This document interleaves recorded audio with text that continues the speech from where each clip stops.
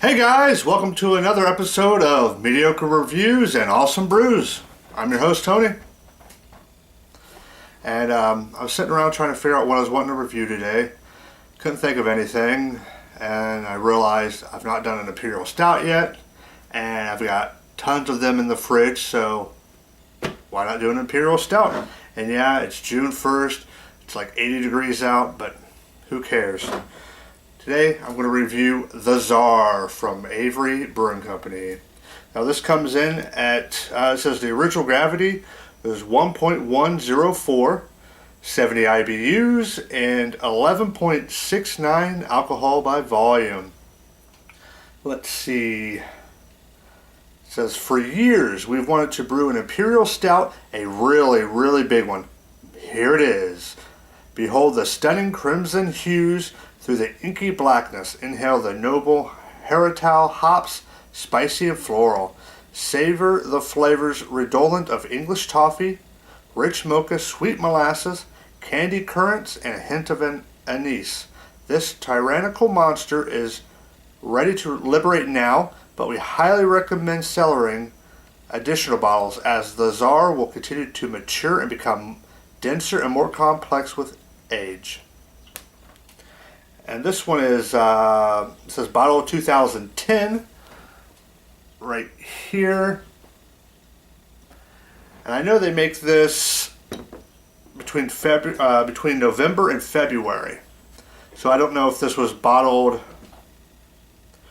early 2010 or late 2010. I guess it would be safe to say it's probably late 2010. The 2010-2011 winter months. Well, let's go ahead and open this up. Get it in the bottle. See what we have going on.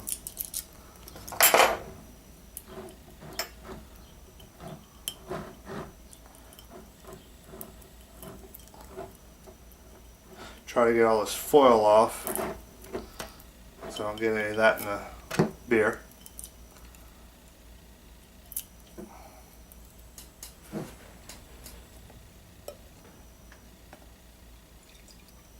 Ah, heck. Let's just pour it right down the middle.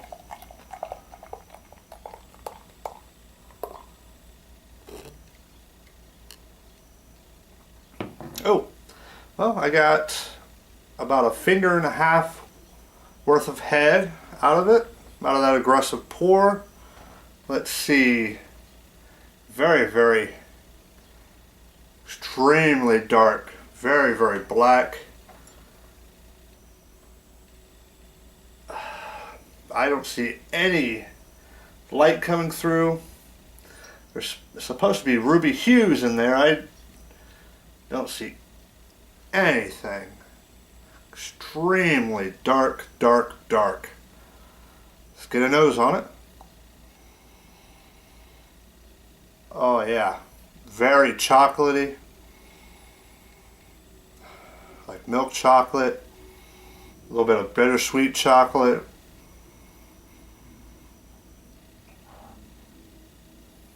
Some toffee, and some of those, it says candied currants. I'm getting some sort of dark fruit in there somewhere, and some sweetness. You know, more than a malty sweetness. Like a syrupy sort of smell, like I believe the bottle said molasses. Yeah, molasses. I could see that definitely. Good taste on it. Cheers.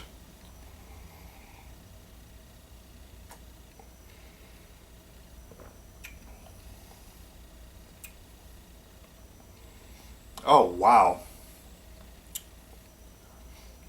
It's not as chocolatey as I thought it would be. I mean, there's huge chocolate notes in the nose. I mean, I couldn't taste any coffee whatsoever.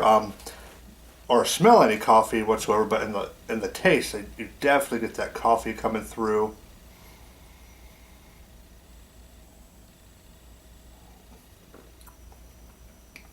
Definitely a lot of bitterness in this. So I would, at 70 IBUs, I'd wager this was a fresher bottle. So I would say towards the end of 2010 it was bottled.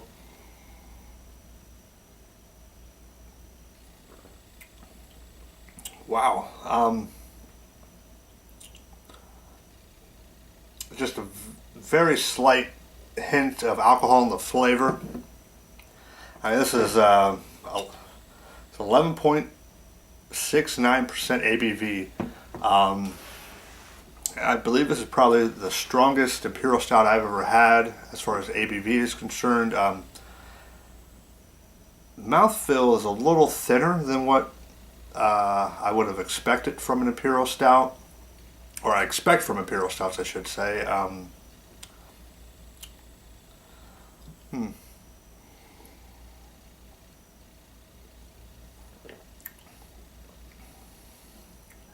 I definitely like this beer. It's definitely a sipper. That way you can get all those subtle flavors in there. I'm not getting any anise or really much sweetness at all from the molasses or those molasses notes, or really any maltiness whatsoever. It's very, very, very dry. I mean, there are hints of sweetness in there, but it's way more bitter than I was expecting. I mean, I know it's 70 IBUs, but normally stouts and Imperial Stouts especially tend to hide that bitterness a lot better than lighter colored ales are, like India Pale Ales and I don't know what I was going to say. Anyway.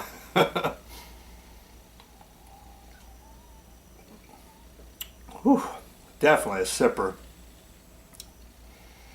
We're getting a lot more of the coffee now. After the first few sips, the coffee's coming through way, way, way, way stronger than what it did, and so is the coffee bitterness combined with hop bitterness.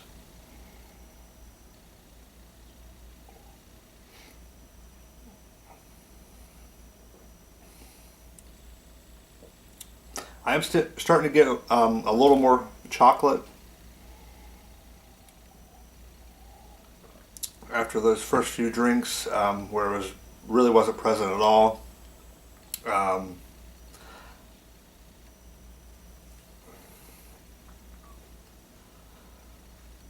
I'd say there's a picture of the lacing there, close up of the lacing. I mean, I'd say this is more of a traditional style Imperial Stout. It's not really focusing on chocolate or coffee or anything like that. It's, you know, right down the middle classic Imperial Stout. It's got huge hop bitterness. It's got that coffee bitterness, but not so much coffee flavor. I mean, there's hints of it in there. You get the coffee flavor, and then it goes right into like a coffee bitterness aftertaste sort of thing, into the hop bitterness. And the mouthfeel on this is actually, I mean, I think I mentioned it earlier, it's much, much thinner than what I would really expect from an Imperial Stout. What I really like about this is how huge amount of alcohol in the beer, but it's very, very slightly present. There's just a hint of it in there, and that alcohol presence kind of cleanses, kind of washes your tongue off, getting ready for another sip of this.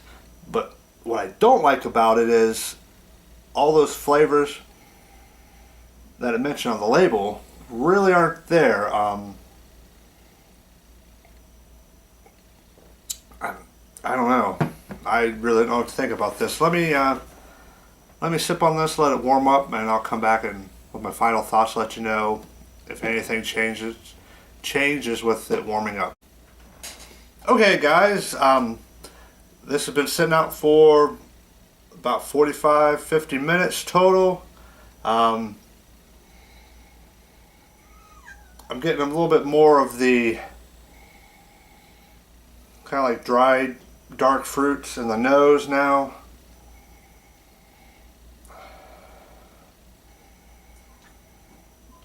A little bit more of the floral hoppiness is coming through in the nose. And that milk chocolate, that really nice milk chocolate and bitter chocolate aromas I had in the first smell really are not present whatsoever.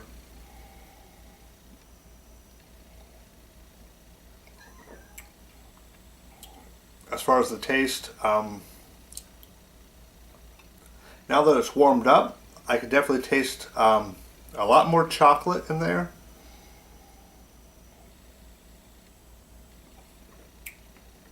Definitely tastes a lot more chocolate, and the coffee bitterness and and actually the overall bitterness of the